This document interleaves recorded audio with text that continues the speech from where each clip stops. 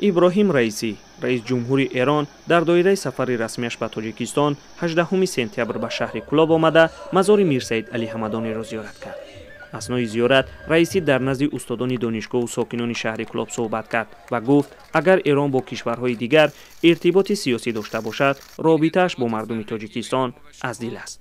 به عنوان جمهوری اسلامی ایران نسبت به مردم تاجیکستان و در جای جای این مرز و بوم شهر و روستا مردم مسلمان و مردم دلداده به خدا عشق می‌ورزیم. ارتباط ما بسیار ارتباط نزدیکی است. سفری رئیسی به کلوب در حال اتفاق افتاد که روابط دوشنبه و تهران 5 سال به این طرف به سردی پیچیده بود. رئیس جمهوری ایران در این سفر از آغاز فصل نو همکاری ها خبر داد. سفر رئیسی در کلوب 1 ساعت دوام کرد. او در این 1 ساعت از آثارخانه میر سعید علی حمدانی دیدن کرده با همین از کلوب به ایران رفت.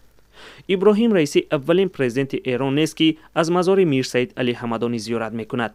در گذشته محمود احمدی نژاد رئیس جمهوری پیشین ایران نیز آرامگاه این شخصیت را زیارت کردند. جالب بود که هنگام پیشوازی رئیسی در راه به سوی فرودگاه کلوب مرد خطاب کرده است: زنده باد احمدی نژاد. معلوم نیست این ندا اشتباهی بوده است یا همچون ذکر پرزیدنتی که در دوره‌اش روابط دو کشور به اوج رسیده بود. سال 2001 کلوب با همدان ایران برادر شهر اعلان شده است. به خاطر این در شهر کلوب یکی از خیابان‌ها با اسم همدان نامگذاری گشته خانه همدان بنیاد کرده اند. در همدان ایران هم یک خیابان نام کلوب را گرفته و نیز خانه کلوب تأسیس یافته است. محمود جان رحمتزاده، آزادی، کلوب.